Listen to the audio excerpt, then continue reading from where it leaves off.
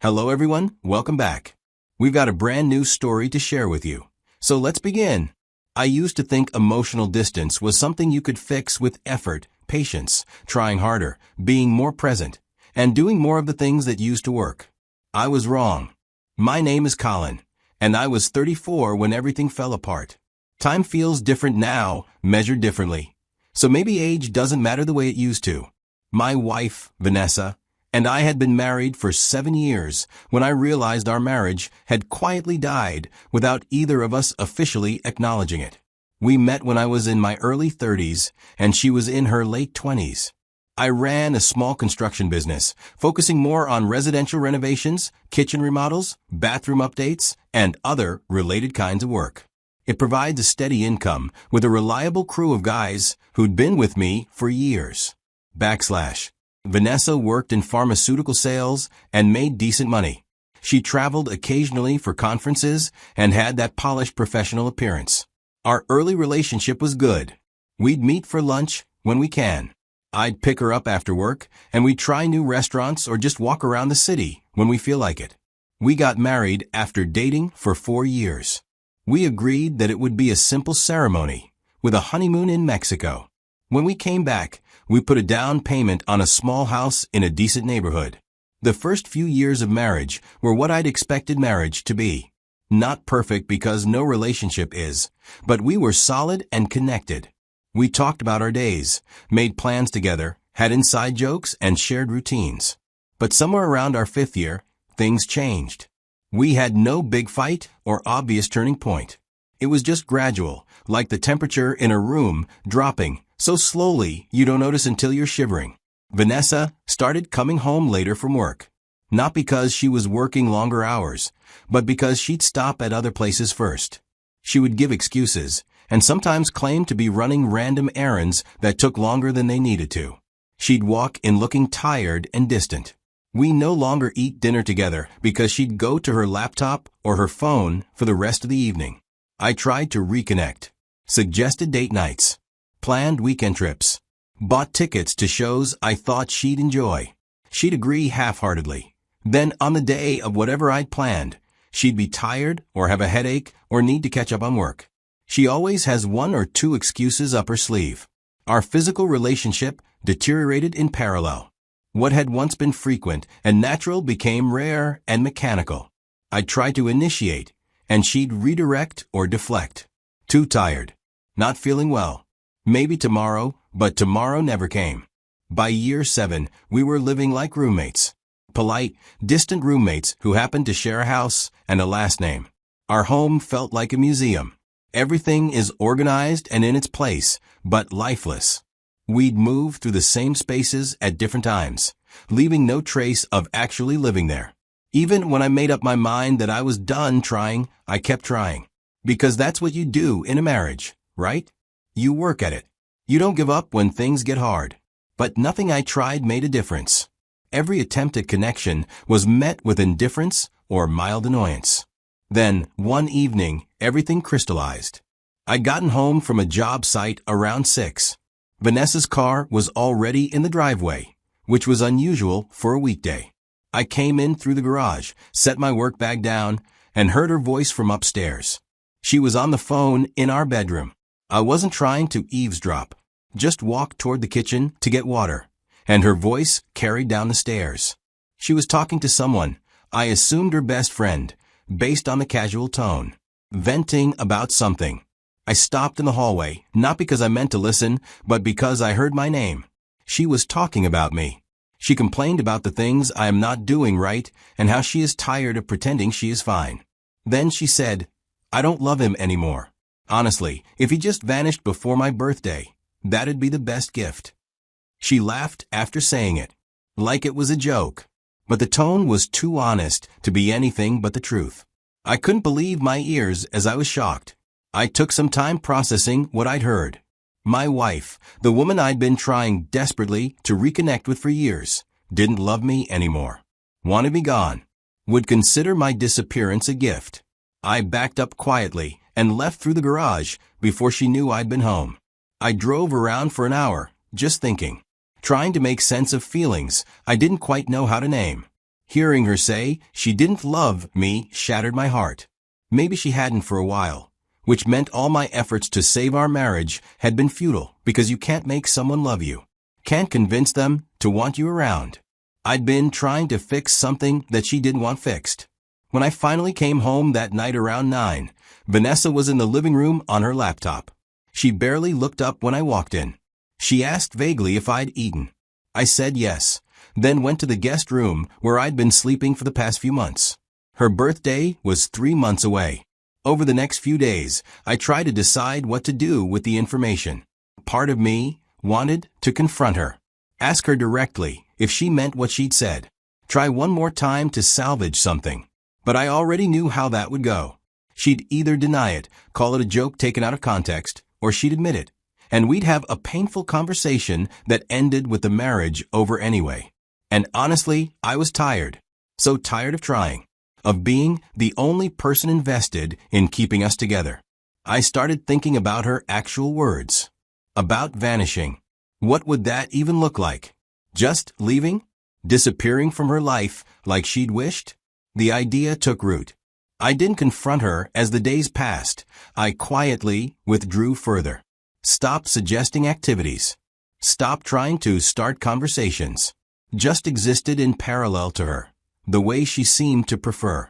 After a week of watching her move through the house like I wasn't there and living like ghosts haunting the same space, I made my decision. I'd give her what she wanted. Ite banish. Not forever, necessarily, but long enough to see what happened. Long enough for her to experience what she'd said she wanted. I ran a small construction business with about 8 employees. We had projects lined up for the next several months. But I was the owner. I could make changes. I started adjusting things carefully. Talked to my foreman, Danny, who'd been with me since I started the company. Told him I was thinking about taking an extended time off. I needed him to oversee operations for a while. Danny was surprised but agreed. We'd worked together long enough that he knew how to handle most situations. I started ending contracts that needed my presence, but extended beyond 3 months. I called clients, explained I was restructuring the business timeline, and helped them find other contractors if they needed immediate work. For projects we'd already committed to, I made sure Danny had everything he needed to finish them. Then I started handling finances. Vanessa and I had a joint checking account for household expenses. We each also had personal accounts from before we were married. I'd always contributed more to the joint account since I made slightly more. Now I started transferring small amounts from the joint to the personal. Not huge sums that would be noticed immediately. Just gradually shifting my money back under my exclusive control. I canceled upcoming commitments and arranged my affairs quietly. Researched where I might go. How long will I stay? What I'd need to survive comfortably for a month, maybe longer. This preparation took about 2 months. I was methodically untangling myself from our shared life while appearing to maintain normalcy. At home, things stayed the same. Or maybe got worse. I'd stopped trying to engage with Vanessa at all, and she didn't seem to notice or care. I'm not sure she registered that anything had changed with me, or if she did, she was relieved by the decreased pressure to interact. 2 nights before her birthday, I left for work with more than just my usual work bag. I'd packed a larger bag with clothes, toiletries, my laptop, and important documents. Everything I'd need for an extended absence. I left my phone in our mailbox. Still on. Still receiving notifications. Just sitting there, waiting to be found. I'd already deleted my social media accounts days earlier. Wiped my location history. Left no digital trail of where I was going. I drove away from our house at 6 in the morning, knowing I wouldn't be coming back for a while. I'd made arrangements to stay in a coastal town about 6 hours away. A small community on the Oregon coast. Tourist destination in summer, but quiet in the shoulder seasons. I'd rented a small furnished apartment month to month through a property management company. Paid 3 months up front. Gave a fake name for the rental and paid in cash. The drive took most of the day. I stopped for breakfast, then lunch, and then arrived at the apartment around 3 in the afternoon. It was simple but clean. One bedroom, small kitchen, living area with a view of the ocean. Exactly what I needed. The plan was to spend a month there. See what happened. See how I felt away from the weight of a dead marriage. That first week was strange. I'd wake up in the small apartment and spend several minutes remembering where I was. Then I'd make coffee and sit on the small balcony watching the ocean. The sound of waves became the background noise of my life. Constant, soothing, hypnotic. I'd walk on the beach every morning. Long walks with no destination. Just moving, thinking, and breathing. I'd get groceries at the small local market. Cook simple meals. Read books I'd been meaning to read for years. In the evenings, I'd sit on the beach watching the sunset. Sometimes other people were there, tourists, locals, other solitary figures. But mostly I was alone. And it was peaceful. For the first time in years, I felt like I could breathe fully. Like there was space around me that wasn't filled with tension and unspoken disappointment. I had no idea what was happening back home. What Vanessa had done when she realized I was gone. If she'd found the phone in the mailbox. If she was worried or relieved or indifferent. I didn't let myself think about it too much. That was the point of leaving. To step away from the constant mental loop of trying to fix something unfixable. The days blurred together in the best way. Walking, reading, cooking, watching the ocean. Simple routines with no pressure or expectation. I started talking to locals. The woman who ran the coffee shop I went to every morning. The guy at the tackle shop gave me tips on where to fish, even though I'd never fished before. Started actually fishing. Bought cheap equipment and spent hours on jetties or rocks, just casting and reeling. I didn't catch much, but it didn't matter. I met a few other people who seemed to be escaping something, too. I never asked what they were running from, and they never asked me why I was there, either. By the end of the first month, I realized something significant. I didn't want to go back. Not to the house, not to Vanessa, and not to the life I'd been living. This quiet, simple existence was what I wanted. This was what peace felt like after years of slowly drowning. But I had responsibilities. A business. Assets. A marriage that needed to be officially ended. I couldn't just disappear forever without handling things properly. So I made a decision. This would be my life going forward. But first, I needed to close the chapter on what came before. I contacted a divorce attorney with good reviews. Set up an initial consultation over the phone. Explained my situation. I'd left my marriage, was living separately, and wanted to file for divorce. The attorney asked practical questions. How long married, any children, shared assets, and reasons for divorce. I kept it simple. I told the attorney that the reason for the divorce was due to irreconcilable differences and emotional abandonment. Marriage had been dead for years. The attorney said she could draw up papers and have them served to Vanessa at our home address. I authorized her to proceed. About a week later, the attorney called to confirm Vanessa had been served. Apparently, she'd been shocked, claimed she had no idea where I was, and demanded to know how to contact me. But the attorney had provided no information beyond the legal documents. A few days after that, I drove back to Portland. Not to stay, just to handle necessary business. I arrived in the evening, went directly to our house. Vanessa's car was in the driveway. I let myself in through the front door. She was in the living room, and when she saw me, her face went through several expressions. She claimed she'd been looking everywhere for me, that she'd been so worried, that she'd filed a missing person report. She looked at me like I was supposed to feel guilty for disappearing and making her worry. I stayed calm, letting her finish her performance. Then I said simply, "I heard what you said, about wishing I'd vanish before your birthday." Her face went pale. "I gave you what you wanted," I continued. "You said you didn't love me anymore, that my disappearance would be the best gift. So I disappeared." She tried to speak, but I held up my hand. "You don't need to explain or defend it. You told the truth. You wanted me gone. I'm granting that wish. The divorce papers are just making it official." Vanessa tried to recover, said I'd misunderstood, that she was just venting to a friend, that she didn't mean it seriously. I shook my head. "You meant it. And honestly, I'm grateful you said it where I could hear, because it gave me clarity I'd been lacking. She changed tactics, tried to talk me out of the divorce, said we could work on things, that she had thought about everything while I was away. I stopped her again. Save it. You've been emotionally checked out of this marriage for years. I was the only one trying, and you resented even that. Now you're free. You can do whatever, or be with whoever you want without sneaking around. Her eyes widened slightly at that last part. I continued. Yeah, I figured that out too. I'm not an idiot. The late nights, the distance, the lack of interest in me. You've probably been cheating for a while. I don't even need to know details. Doesn't matter anymore. She opened her mouth, but nothing came out. I looked around the living room. I'm taking my things. The stuff that's clearly mine, tools, clothes, personal items. You can have the house, the furniture, most everything else. My lawyer will work out the details. I went upstairs and started packing. Filled several boxes with clothes, some books, and a few personal items with sentimental value. Vanessa followed me around, alternating between pleading and accusing. Said I was giving up too easily, that I was running away. I ignored most of it, just kept packing my things.